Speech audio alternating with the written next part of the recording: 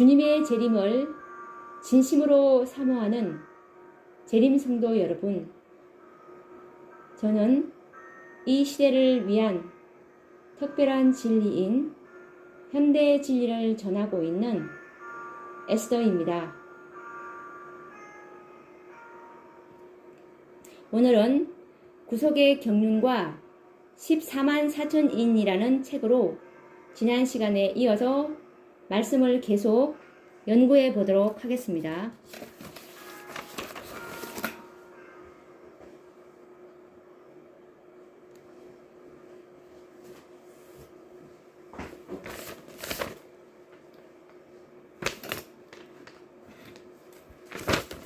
오늘의 연구할 작은 주제는 지난 시간에 이어지는 구속의 경륜상에 있는 제목입니다.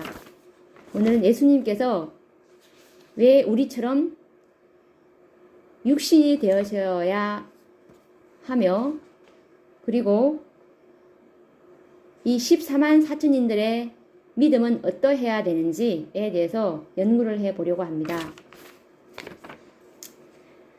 하늘에서 있었던 그리스도와 사단과의 율법 전쟁은 그리스도의 승리로 끝이 났습니다. 사단은 하늘에서 있을 곳을 얻지 못하였으며 이 땅으로 쫓겨났습니다. 그러나 이 땅에서 아담을 굴복시키므로 그는 이 땅에서 자신이 있을 곳을 얻게 되었습니다. 그는 이제 인간 대리자들을 이용하여 하나님을 대적하며 이 땅을 영원히 자신의 왕국을 삼으려고 하였습니다. 그러나 하나님께서는 때가 참에 그 아들을 보내사 아담이 잃어버렸던 이 땅의 통치권을 돌려받기 위해 보내셨습니다.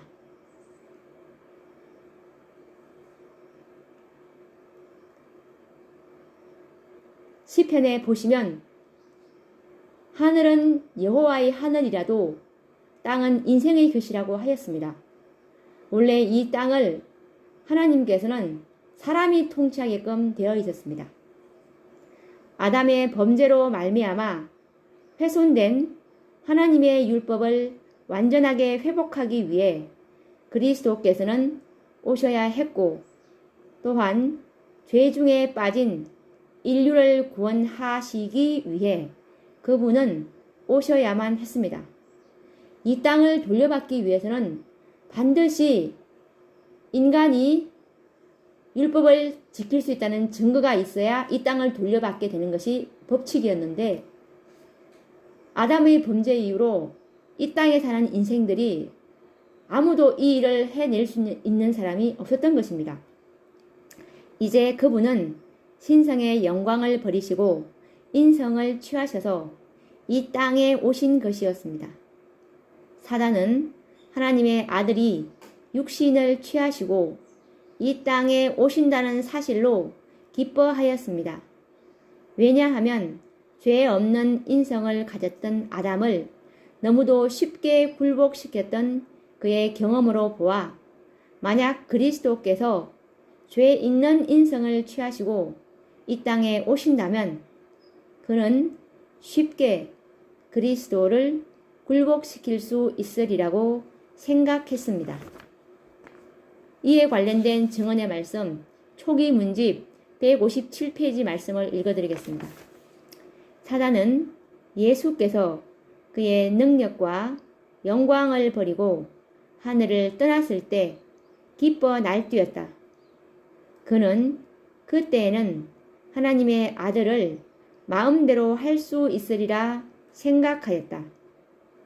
에덴에서 두 부부를 너무도 쉽게 유혹하였으므로 그는 하나님의 아들도 그의 악랄한 수법으로 넘어뜨려 자기의 생명을 보존하고 왕국을 차지하게 되기를 바랐던 것이다. 초기 문집 157.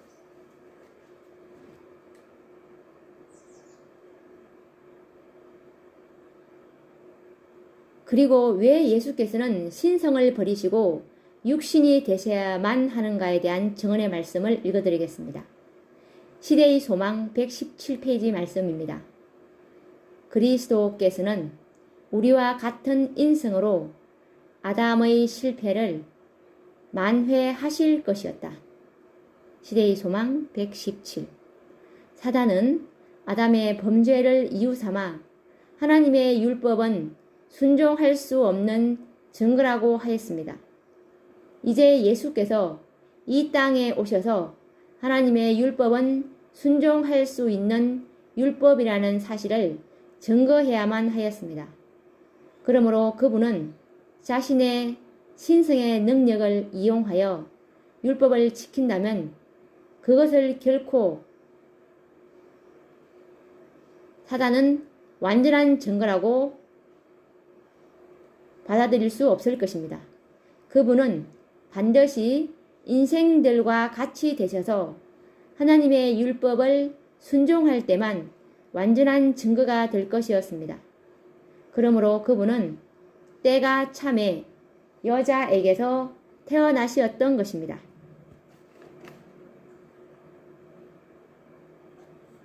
예수님께서 정말 우리와 같은 육신에 속하셨는지 성경과 정언의 말씀으로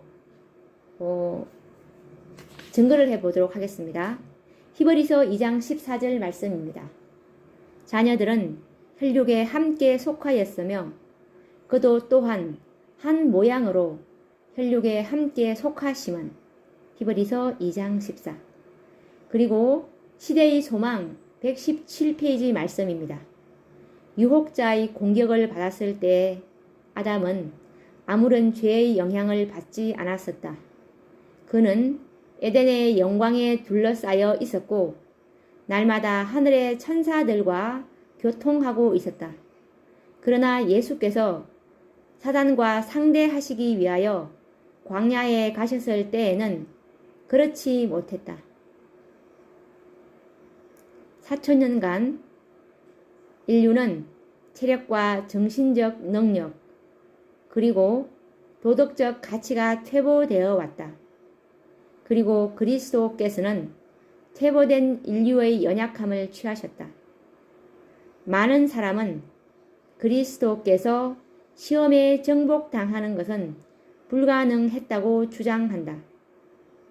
그렇다면 그리스도께서는 아담의 처지에 서지 못하셨을 것이며 만일 우리가 어떤 점으로든지 그리스도께서 당하신 것보다 더 혹심한 투쟁을 당한다면 그는 우리를 도우실 수 없을 것이다.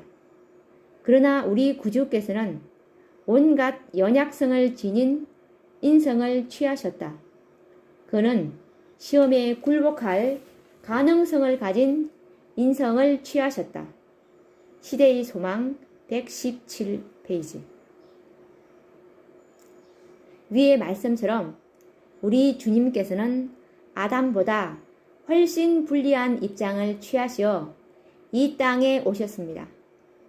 그분께서는 아담이 실패했던 그 점을 만회하기 위해 오신 것이며 또한 죄로 말미암아 연약해진 인류의 육체를 가지시고 마귀로부터 모든 시험과 시련에서 승리하심으로 우리 인류들도 죄로부터 승리의 생애를 살 수 있다는 희망과 모본을 주신 것이었습니다.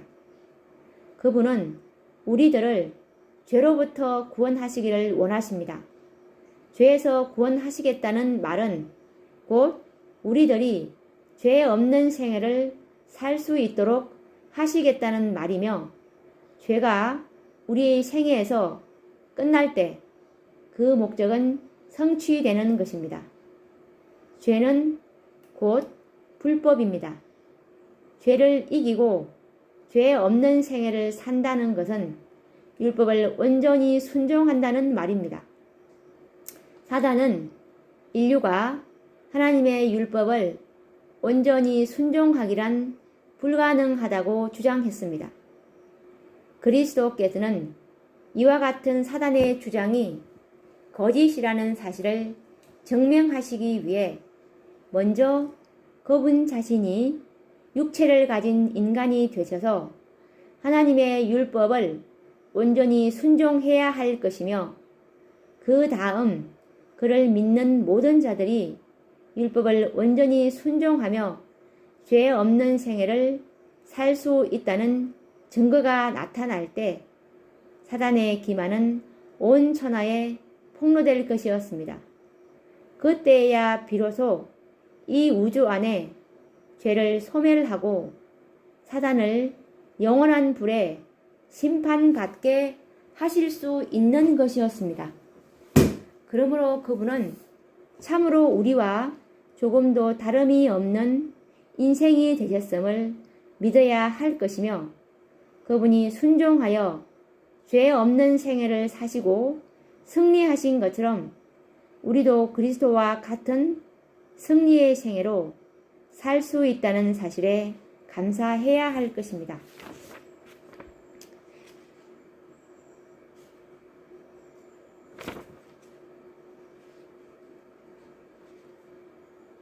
예수님이 참으로 연약한 인성을 취하셨는지 또 다른 증언의 말씀을 읽어드리겠습니다.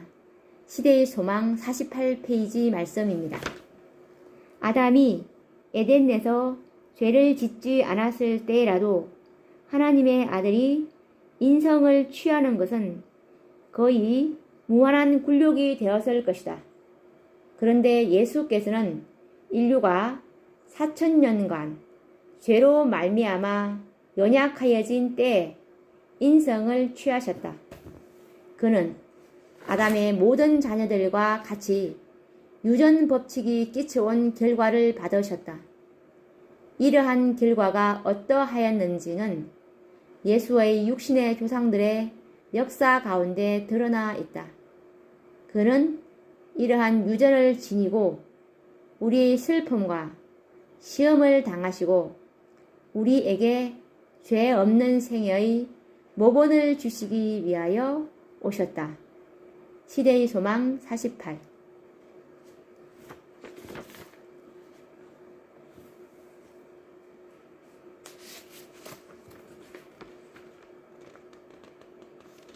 그러면 그 다음 그를 믿는 모든 자들이 율법을 온전히 순종하며 죄 없는 생애를 살 수 있다는 이 증거가 나타날 때 사단의 기만이 온 천하에 폭로된다고 하였는데 이들이 바로 하나님께서 준비하시는 14만 4천인데 이들의 믿음은 어떠해야 되는지 어떠해야 승리할 수 있는지를 성경과 정언의 말씀을 찾아보도록 하겠습니다. 히브리서 11장 1절 말씀입니다. 믿음은 바라는 것들의 실상이요 보지 못하는 것들의 증거니 라는 말이 있습니다. 재림 성도 여러분, 무엇을 원하며 바라는 것이 무엇입니까? 우리가 무엇을 바라고 소망하느냐 하는 것은 매우 중요합니다. 왜냐하면 믿음은 바라는 것들을 실상이 되게 한다고 말씀하셨기 때문입니다. 우리가 바라고 소망하는 것이 무엇입니까? 바로 그리스도의 죄 없는 생애, 마귀를 이긴 승리의 생애가 곧 우리가 바라고 소원하는 것이 되어야 하지 않겠습니까? 믿음은 이와 같은 소원을 이루어지게 할 것입니다. 많은 사람들은 그리스도와 같이 죄 없는 생애를 산다는 것은 불가능하다고 생각합니다. 이것은 매우 잘못된 생각이며 구속의 경륜을 전혀 알지 못하는 것이며 사단의 기만에 속고 있는 것입니다. 요한은 이런 말을 했습니다. 곧 예수 그리스도께서 육체로 오신 것을 시인하는 영마다 하나님께 속한 것이요 라고 요한 1서 4장 2절에 말씀하셨는데 이 말씀을 볼 때 우리가 죄 없는 생애로 살 수 없다면 예수 그리스도께서 육체로 오신 것을 부인하는 결과가 될 것입니다. 왜냐하면 성경은 예수님이 육체로 오셔서 죄 없는 생애를 사셨다고 기록하고 있기 때문입니다. 많은 사람들이 그분은 하나님의 아들이었기에 죄 없는 생애가 가능했다고 변명합니다. 그러나 성경은 다음과 같이 말씀하고 있는데요. 요한복음 5장 30절 말씀입니다. 내가 아무것도 스스로 할 수 없노라. 이에 관련된 증언의 말씀, 시대의 소망 24페이지 말씀을 읽어드리겠습니다. 사단은 하나님의 사랑의 율법을 이기적인 율법으로 나타낸다. 그는 우리 인간이 그 율법의 계명들을 순종하는 것이 불가능하다고 선언한다. 그는 우리 시조의 타락과 거기에 따른 모든 재난의 책임을 조물주에게 지우고 사람들로 하나님을 죄와 고통과 사망의 창시자로 여기도록 만든다. 예수께서는 이런 기만을 폭로시키실 것이었다. 그는 우리 중 한 사람이 되어 순종의 모본을 주실 것이었다. 이 일을 하시기 위하여 그는 인성을 취하시고 우리의 경험을 몸소 체험하셨다. 그러므로 저가 범사에 형제들과 같이 되심이 마땅하도다. 히브리서 2장 17절. 만일 우리가 예수께서 겪지 않으신 어떤 일을 겪어야 한다면 사단은 이 점에 대하여 하나님의 능력이 사람에게 충분하지 못하다고 주장할 것이다. 그러므로 예수께서는 모든 일에 우리와 한결같이 시험을 받으셨다. 그는 우리가 당하는 모든 시험을 겪으셨다. 그는 자유롭게 쓰도록 우리에게 주어지지 않는 능력은 당신 자신을 위하여 조금도 사용하지 않으셨다. 그는 사람으로서 시험을 대하시고 하나님께서 그에게 주신 능력으로서 승리하셨다. 그는 하나님이시여 내가 주의 뜻 행하기를 즐기오니 주의 법이 나의 심중에 있나이다 라고 시편 40장 8절에 말씀하시고 하신다. 그분은 사람들에게 하나님의 율법의 특성과 그의 봉사의 본질을 명백하게 드러내셨다. 그의 생애는 우리도 또한 하나님의 율법을 순종할 수 있음을 증거하는 것이다. 시대의 소망 24.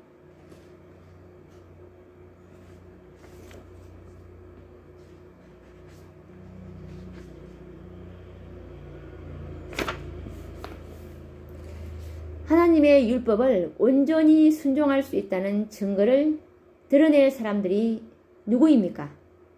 하나님의 율법은 지킬 수 없다는 사단의 참소를 영원히 침묵시킬 사람들이 어디 있습니까? 불이 섞인 유리바다에서 하나님의 종 모세의 노래와 어린 양의 노래를 부르는 14만 4천인들이 바로 하나님의 율법은 완전하며 인류도 하나님의 율법을 지킬 수 있다는 증인들입니다. 14만 4천인들은 짐승과 그의 우상과 그의 이름의 수를 이기고 승리한 자들임을 기억합시다. 세상을 이긴 자들, 마귀의 권세를 이긴 자들, 곧 하나님의 율법을 온전히 지킨 자들입니다. 그리스도의 중보가 끝이 나고 성령이 지상에서 거두어진 야곱의 환난 동안 이 세상에서 믿음을 지키고 율법을 온전히 순종하여 하나님의 율법이 완전함을 증거하며 사단의 참소를 영원히 침묵시키기 위하여 14만 4천인들이 요구되는 것입니다. 이에 관련된 증언의 말씀, 각 시대의 대쟁투 613, 614 페이지의 말씀을 읽어드리겠습니다. 셋째 천사의 기별이 맞춰지면 세상의 죄인들을 위한 자비의 탄원은 더 이상 없다. 하나님의 백성들은 그들의 사업을 다 이루었다. 천사들은 하늘에서 분주히 왕래하고 있다. 지상에서 돌아온 한 천사는 그의 일이 맞춰진 것을 보고한다. 마지막 시험이 이미 세상에 주어졌고 하나님의 계명에 충성한 것이 입증된 사람들은 모두 살아계신 하나님의 인 계시록 7장 2절을 받았다. 그리스도께서는 당신의 백성들을 위하여 속죄 사업을 마치시고 그들의 죄를 도말하셨다. 주님의 백성의 수요는 찼다. 이처럼 두려운 시기에 의인들은 중보자 없이 거룩하신 하나님 앞에서 살아야 한다. 각 시대의 대쟁투 613, 614.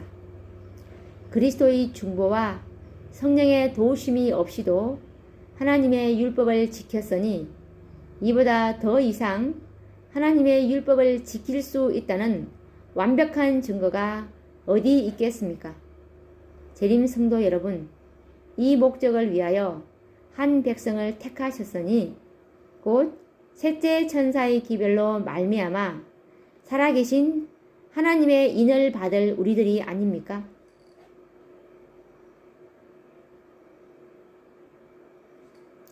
이에 관련된 증언의 말씀 초기 문집 118페이지 말씀을 읽어드리겠습니다. 나는 그때 셋째 천사를 보았다. 나를 수행하는 천사가 말했다. 그의 사업과 사명은 두렵고 놀라운 것이다. 그는 곡식을 가라지에서 분리해서 인을 치고 묶어서 하늘 창고에 들이는 천사이다. 이 일에 온 마음과 주의력을 기울여야 한다. 그리고 계시록 15장 2절 3절을 읽어드리겠습니다. 또 내가 보니 불이 섞인 유리바다 같은 것이 있고 짐승과 그의 우상과 그의 이름의 수를 이기고 벗어난 자들이 유리바닷가에 서서 하나님의 검은 고를 가지고 하나님의 종 모세의 노래 어린 양의 노래를 불러 가로되 주 하나님 곧 전능하신 이시여 하시는 일이 크고 기이하시도다. 만국의 왕이시여 주의 길이 의롭고 참되시도다. 그리고 계시록 14장 1절과 3절 말씀도 읽어드리겠습니다. 보라, 어린 양이 시온산에 섰고 그와 함께 14만 4천이 섰는데 그 이마에 어린 양의 이름과 그 아버지의 이름을 쓴 것이 있도다. 저희가 보좌와 내 생물과 장로들 앞에서 새 노래를 부르니 땅에서 구속함을 얻은 14만 4천인 밖에는 능히 이 노래를 배울 자가 없더라.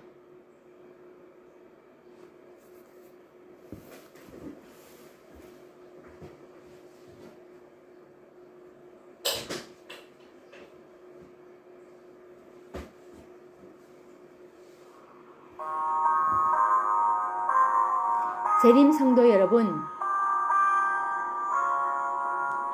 짐승과 그의 이름의 수를 이기고 어린 양의 새 노래를 부를 14만 4천인의 특권을 누리시지 않겠습니까? 우리가 오늘 이 14만 4천인들이 완전히 승리했다는 것을 우리가 보았습니다. 주님의 재림을 촉진시킬 이 14만 4천인의 믿음에 스스로 자원하며 주님의 재림을 하루빨리 올 수 있도록 앞당기는 이 14만 4천년의 특권에 믿음을 가지시는 성도님들이 되기를 바라며 오늘은 말씀을 마치고 다음 시간에 또 찾아뵙도록 하겠습니다. 감사합니다.